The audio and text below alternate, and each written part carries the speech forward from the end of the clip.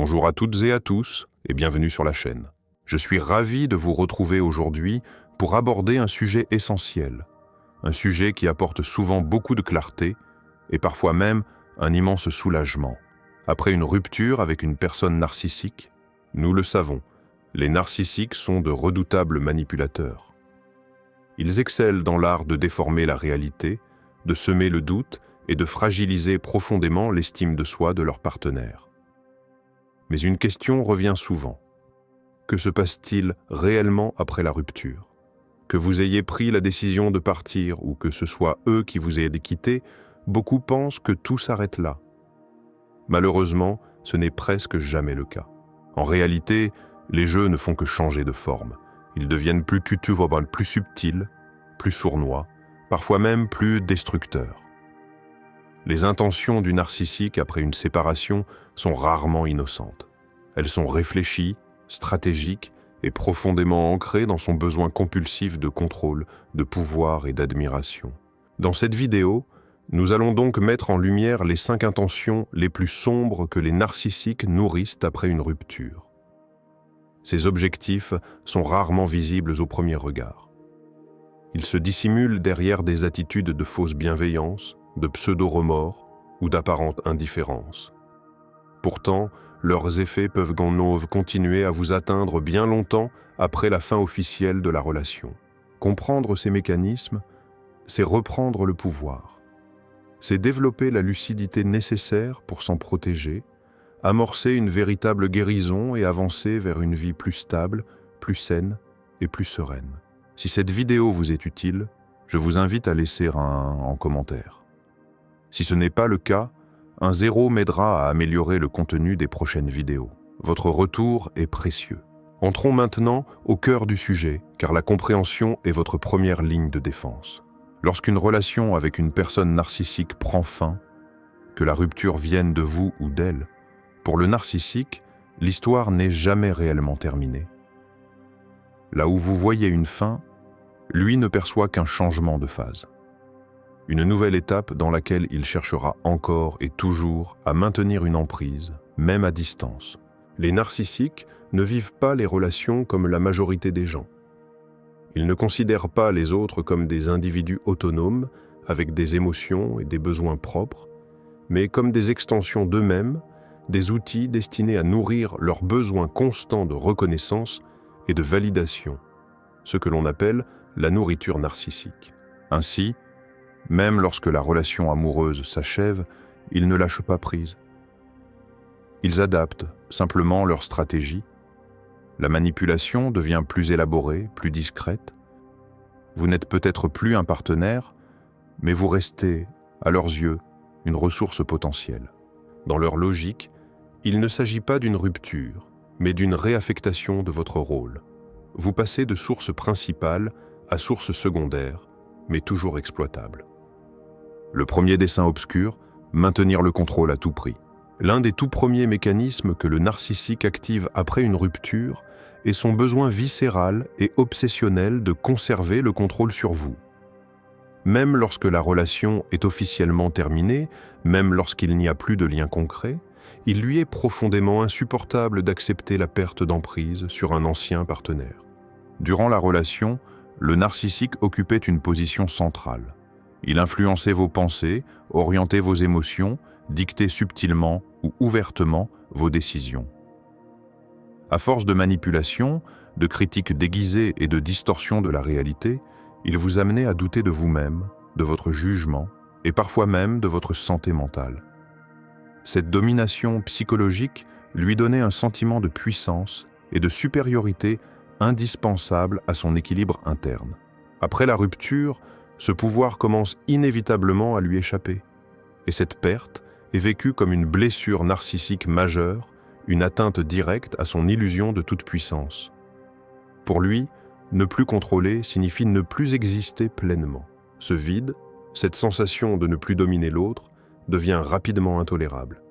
Il cherchera donc, presque automatiquement, à combler ce manque. Comment s'y prend-il? Rarement de manière frontale. Le narcissique privilégie des stratégies subtiles, indirectes et sournoises, souvent masquées derrière une apparence de gentillesse, ou de maturité émotionnelle. Il peut maintenir le contact sous des prétextes anodins. Un message innocent, un SMS tardif, un email surgissant sans raison apparente, simplement pour vérifier si vous êtes encore réactif. Il prétendra vouloir rester en bons termes, être adulte, apaisé, ou même devenir votre ami. Parfois, il vous proposera son aide pour des choses insignifiantes, cherchant à s'imposer à nouveau dans votre quotidien. Tout cela donne l'illusion d'une intention bienveillante, mais cette façade cache un objectif très précis. Car ne vous y trompez pas. Il ne s'agit ni d'amitié sincère, ni de générosité désintéressée. Son véritable but est de rester informé de votre vie, de surveiller vos progrès, de mesurer votre état émotionnel et de conserver une influence, même infime, sur vous. Pour y parvenir, il utilise des leviers émotionnels qu'il connaît parfaitement. La culpabilité, la pitié, la peur de la rupture définitive ou la nostalgie. Il peut ainsi prononcer des phrases apparemment douces, mais lourdement chargées de manipulation. « Je voulais juste m'assurer que tu allais bien. Je m'inquiète pour toi. Tu sembles si fragile sans moi. » Ou encore, « Je ne veux pas que nous nous détestions après tout ce que nous avons vécu. » Ces paroles ne sont pas anodines. Elles sont conçues pour vous faire douter, raviver un lien émotionnel et vous replonger dans un état de dépendance affective. Parfois, le narcissique inventera même un prétexte futile. Un objet soi-disant oublié, un souvenir partagé, un événement du passé, uniquement pour tester vos limites et vérifier si la porte est encore entr'ouverte. Mais soyez parfaitement lucide. Tout cela n'a qu'un seul objectif. Rétablir le lien, reprendre le contrôle et maintenir une prise sur vous, aussi légère soit-elle. Dès l'instant où vous lui accordez un accès, même minime, il interprète cela comme un signe de vulnérabilité. À partir de là, les anciennes tactiques reprennent progressivement, souvent avec encore plus d'intensité et de subtilité qu'auparavant. Qu'elle soit positive ou négative, votre réaction le nourrit. Votre attention, votre réponse, votre émotion suffisent à le rassurer sur une chose essentielle à ses yeux, il compte encore, il a toujours une emprise. C'est précisément pour cette raison que le contact zéro est si souvent recommandé, et aussi si difficile à maintenir. Le contact zéro coupe toutes les voies d'accès, ferme les portes émotionnelles et prive le narcissique de sa source de contrôle. C'est un acte de protection, mais aussi un acte de reconquête de soi. Avant de poursuivre, j'aimerais vous demander une petite faveur. Si ce contenu vous aide, pensez à vous abonner à la chaîne. Ensemble, faisons grandir cette communauté de conscience et de guérison. Merci infiniment à ceux qui sont déjà abonnés et place à la suite. Le deuxième dessin caché, la soif de vengeance. Derrière l'apparente assurance, le charme et parfois même la froideur maîtrisée du narcissique se cache en réalité un ego d'une extrême fragilité. Sa grandiosité n'est qu'un masque soigneusement entretenu, destiné à dissimuler une insécurité profonde, presque abyssale. Le rejet, la perte de contrôle ou la remise en question sont pour lui vécus comme des menaces existentielles, car ils fissurent directement l'image idéalisée et toute puissante qu'il s'est construite. Même lorsqu'il est celui qui met fin à la relation, le narcissique peut se sentir humilié, trahi et dévalorisé. À ses yeux, toute séparation, quelle qu'en soit l'origine, représente un échec personnel, une preuve intolérable de son imperfection. La rupture devient alors une atteinte directe à son narcissisme, une blessure profonde qu'il ne peut accepter sans réagir. Il refuse d'en assumer la responsabilité émotionnelle et cherche immédiatement un responsable extérieur. C'est ainsi que naît un désir intense, parfois obsessionnel, de vengeance. Il ne s'agit pas d'une vengeance rationnelle, mais d'une tentative de réparer la blessure narcissique qu'il ressent. Dans sa logique déformée, vous devez payer pour la douleur qu'il éprouve, même lorsque cette douleur est entièrement auto-infligée. Votre souffrance devient un moyen de restaurer son sentiment de supériorité et de contrôle. Cette vengeance est rarement directe ou spectaculaire.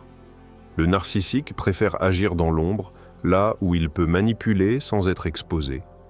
Ses méthodes sont subtiles, calculées et profondément toxiques, visant vos points les plus sensibles. Il peut chercher à saboter votre réputation en diffusant des rumeurs, des insinuations ou des mensonges flagrants à votre sujet. Il vous décrira comme instable, jaloux, agressif ou émotionnellement dangereux, allant jusqu'à vous attribuer des comportements qui sont en réalité les siens, un mécanisme classique de projection. Ces récits sont ensuite relayés auprès de votre entourage. Amis communs, membres de votre famille, collègues de travail, voire même sur les réseaux sociaux. L'objectif est multiple. Vous isoler, discréditer votre parole, fragiliser votre image sociale et saper votre estime de vous-même. En ternissant votre réputation, il tente simultanément de restaurer la sienne, se présentant comme une victime incomprise ou comme une personne moralement supérieure. Observer les conséquences de ces mensonges, s'abattre sur vous lui procure un sentiment de satisfaction, de puissance et de domination. Une autre facette de cette vengeance consiste à s'attaquer à vos relations futures. Le narcissique peut chercher à vous discréditer auprès de partenaires potentiels en les avertissant de votre supposée toxicité, tout en se mettant en scène comme une victime courageuse ayant survécu à une relation destructrice. Dans certains cas, il va encore plus loin en s'immisçant directement dans votre vie amoureuse, contactant vos nouvelles fréquentations pour semer le doute, la peur et la confusion. À travers ces manœuvres, il ne cherche pas seulement à vous blesser, il cherche avant tout à confirmer qu'il a encore du pouvoir sur vous. Votre souffrance devient, à ses yeux, la preuve qu'il reste central dans votre existence, qu'il exerce toujours une influence sur votre équilibre émotionnel et votre bonheur. Cette vengeance est sa manière de réparer symboliquement la blessure narcissique qu'il a ressentie, même lorsque la rupture vient de lui. Il veut que vous ressentiez l'humiliation, l'injustice et la douleur qu'il s'est imaginé subir. Mais il est essentiel de garder une chose en tête. Les comportements fondés sur la manipulation, la malveillance et le mensonge finissent toujours par avoir des conséquences. Le temps agit comme un révélateur. Les masques tombent, les incohérences apparaissent et la vérité refait surface. La roue tourne inévitablement et ceux qui sèment la discorde, la haine et la destruction émotionnelle finissent tôt ou tard par en récolter les fruits amers. La troisième tactique malveillante, le hoovering ou l'aspiration. Après une rupture, l'une des stratégies les plus fréquentes, mais aussi l'une des plus dangereuses, utilisée par le narcissique, est ce que l'on appelle le hoovering. Ce terme, inspiré de la marque d'aspirateur Hoover, illustre avec une grande précision le mécanisme à l'œuvre, une tentative méthodique de vous aspirer à nouveau dans la relation, de vous ramener dans son champ d'influence émotionnelle.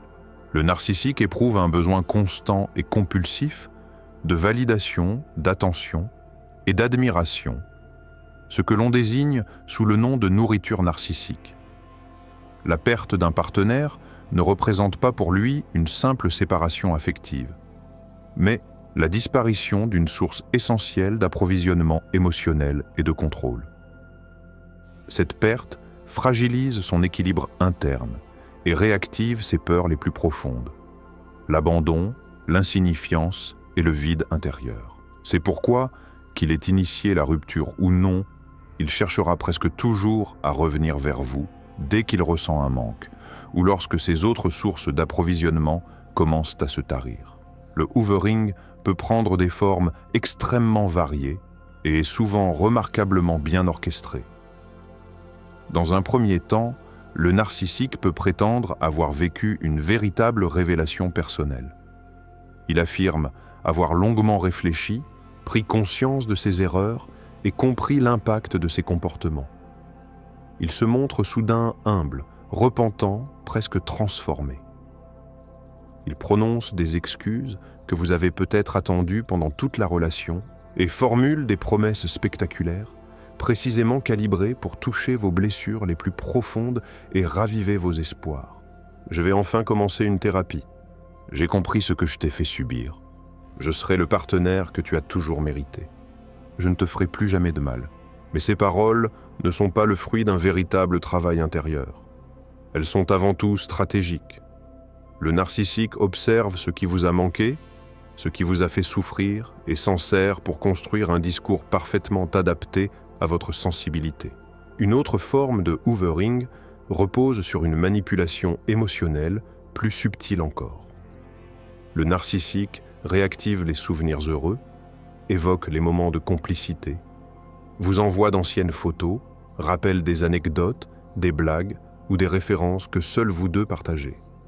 Tout est mis en œuvre pour recréer artificiellement un sentiment d'intimité et de connexion émotionnelle dans le but de vous faire douter de votre décision et de raviver la nostalgie. Il cherche à effacer la douleur vécue et à embellir le passé afin de vous ramener progressivement dans son cycle relationnel. Il peut également exploiter votre empathie en invoquant une situation d'urgence, parfois réelle, mais très souvent exagérée ou totalement inventée. Il se présente comme malade, déprimé, isolé, en grande détresse émotionnelle ou au bord de l'effondrement. Il sait que votre humanité, votre compassion et votre sens des responsabilités peuvent vous pousser à répondre, à aider, à tendre la main une dernière fois. Mais voici le point fondamental, et il est essentiel de le retenir. Si vous cédez au hoovering, vous constaterez rapidement que rien n'a réellement changé. Le narcissique ne regrette pas sincèrement ses comportements passés et ne cherche pas une transformation authentique. Le changement qu'il affiche n'est qu'une mise en scène temporaire, une stratégie destinée uniquement à rétablir son emprise et à sécuriser à nouveau sa source d'approvisionnement narcissique. Une fois le lien réactivé, la phase de séduction intense, le love bombing, s'estompe rapidement. Les anciens schémas refont surface, souvent plus vite et avec une intensité accrue. Dévalorisation, manipulation, culpabilisation, contrôle émotionnel. Vous vous retrouvez à nouveau plongé dans la confusion, l'épuisement émotionnel et le doute de soi, parfois avec le sentiment que la situation est encore pire qu'avant. Le hoovering n'a qu'un seul objectif, reprendre le contrôle et garantir l'accès à la nourriture narcissique. Il ne s'agit ni de réparation, ni de responsabilité, ni de construction d'une relation saine. C'est un piège particulièrement sournois, conçu pour vous vider progressivement de votre énergie, de votre clarté mentale et de votre estime de vous-même, tout en renforçant la domination du narcissique. La quatrième intention dissimulée, la triangulation. La triangulation est l'une des tactiques de manipulation les plus emblématiques du narcissique, et elle prend souvent une ampleur encore plus marquée après une rupture. Cette stratégie repose sur un principe simple, mais redoutablement efficace. Introduire une ou plusieurs tierces personnes dans la dynamique relationnelle afin de provoquer la jalousie, nourrir l'insécurité et maintenir un climat de concurrence permanente. À travers ce jeu malsain, le narcissique conserve une forme de pouvoir et de contrôle indirect sur vous, même lorsque la relation est officiellement terminée. Après la séparation, le narcissique peut commencer à exhiber un nouveau partenaire de manière excessive et ostentatoire. Il met en scène une vie prétendument parfaite, remplie de succès, de bonheur, d'épanouissement et de projets extraordinaires, comme si votre absence avait été la clé de sa renaissance. Cette mise en scène n'a rien de spontané. Elle est soigneusement calculée. Il s'assure que ces informations vous parviennent, que ce soit par des publications ciblées sur les réseaux sociaux, des photos vues par hasard, des stories ambiguës, ou par l'intermédiaire d'amis communs, souvent appelés « flying monkeys », qu'il manipule pour relayer son récit. L'objectif est précis, semer le doute dans votre esprit, vous faire ressentir de la jalousie, des regrets, un sentiment d'insécurité ou l'impression d'avoir perdu quelque chose d'essentiel. Il cherche à vous faire croire qu'il est passé à autre chose, qu'il s'épanouit mieux sans vous et que vous êtes celui ou celle qui a échoué. Mais la triangulation ne se limite pas à provoquer votre jalousie. Elle sert également à monter les autres contre vous et à créer des alliances qui vous isolent progressivement. Le narcissique peut raconter à son nouveau partenaire des mensonges, des versions déformées ou des demi-vérités sur votre relation passée. Il se présente comme une victime innocente, incomprise, voire maltraitée, tandis qu'il vous décrit comme toxique, instable, jaloux ou manipulateur. Ce récit soigneusement construit lui permet d'obtenir compassion, loyauté et soutien inconditionnel de la part de cette nouvelle personne, tout en détruisant votre image à ses yeux. Vous devenez le méchant de l'histoire, celui ou celle qu'il fallait fuir. Dans certains cas, la manipulation va encore plus loin. Le narcissique peut utiliser son nouveau partenaire comme un véritable instrument dans son jeu de pouvoir. Il peut l'inciter à vous bloquer, à vous attaquer verbalement, à vous provoquer ou même à vous dénigrer publiquement. Il peut également trianguler avec des amis communs, les forçant implicitement à choisir un camp, ou même avec des membres de votre propre famille, semant la confusion, la méfiance et les conflits là où il y avait auparavant des liens solides. Cette forme de manipulation est particulièrement destructrice, car elle crée des conflits artificiels et un chaos émotionnel intense. Vous vous retrouvez entraîné dans une compétition que vous n'avez jamais demandée, pris dans un jeu relationnel toxique qui ne sert qu'à nourrir l'ego du narcissique. Le sentiment de trahison, d'injustice, d'incompréhension et de solitude peut alors devenir extrêmement profond et déstabilisant. Il est essentiel de garder ceci à l'esprit. La triangulation n'est qu'un outil de contrôle supplémentaire. Le narcissique tire une satisfaction réelle du fait de continuer à influencer vos émotions, d'observer vos réactions et de provoquer des tensions même lorsqu'il est officiellement engagé dans une autre relation. Il se nourrit de la confusion, de la jalousie et de la souffrance qu'il sème autour de lui.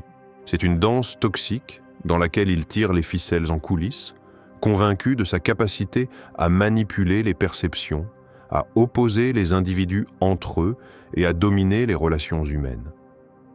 Comprendre ce mécanisme est une étape essentielle pour refuser d'y participer et pour sortir définitivement de son champ d'influence. Le 5e des 5 ruelles, le sabotage émotionnel. L'une des tactiques les plus insidieuses et les plus destructrices que les narcissiques utilisent après une rupture est le sabotage émotionnel. Cette stratégie est sournoise, perverse et agit souvent dans l'ombre. Les narcissiques savent pertinemment que la fin d'une relation est une période de vulnérabilité extrême.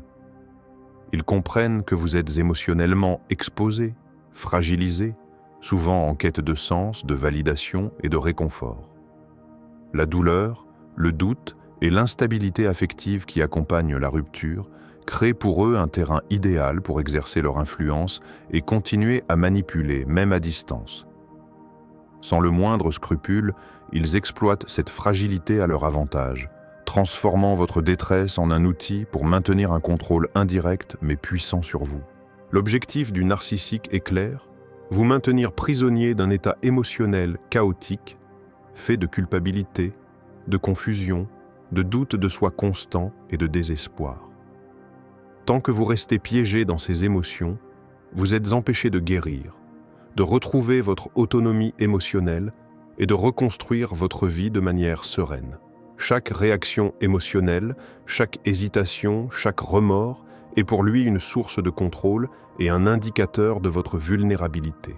Les narcissiques excellent dans l'art d'envoyer des signaux contradictoires. Un jour, ils affichent une indifférence glaciale ou un bonheur ostensiblement démontré, comme s'ils avaient tourné la page et qu'ils étaient complètement passés à autre chose. L'instant suivant, ils peuvent vous envoyer un message chargé de tristesse, de nostalgie ou de reproches déguisés, évoquant la douleur de la séparation, votre absence ou des souvenirs précis et douloureux que vous avez partagés. Ces fluctuations émotionnelles vous maintiennent dans un état de vigilance et de doute permanent, vous faisant remettre en question vos décisions, vos sentiments et vos jugements. Une autre forme de sabotage émotionnel consiste à réécrire l'histoire de la relation. Le narcissique déforme les faits, minimise ses comportements abusifs et vous rend responsable de la rupture. Il suggère subtilement, ou même ouvertement, que tout ce qui est arrivé est de votre faute. Cette technique, appelée gaslighting, vise à altérer votre perception de la réalité et à éroder votre confiance en vous. Elle vous pousse à douter de vos choix, de vos souvenirs et parfois même de votre santé mentale. L'objectif est toujours le même: vous maintenir émotionnellement sous contrôle et vous empêcher de retrouver votre liberté intérieure. Le narcissique veut que vous restiez bloqué dans la douleur de la rupture, dans l'incertitude et dans la dépendance affective. Même en l'absence de contact direct, il continue à exercer un contrôle invisible mais réel sur votre vie. Par l'épuisement émotionnel qu'il provoque, il entretient un lien psychologique, une dépendance subtile mais persistante. Chaque instant où vous doutez de vous-même ou revisitez la relation devient pour lui une victoire silencieuse, un indicateur que son influence reste intacte. Dans certains cas, cette stratégie va encore plus loin et touche d'autres aspects de votre existence.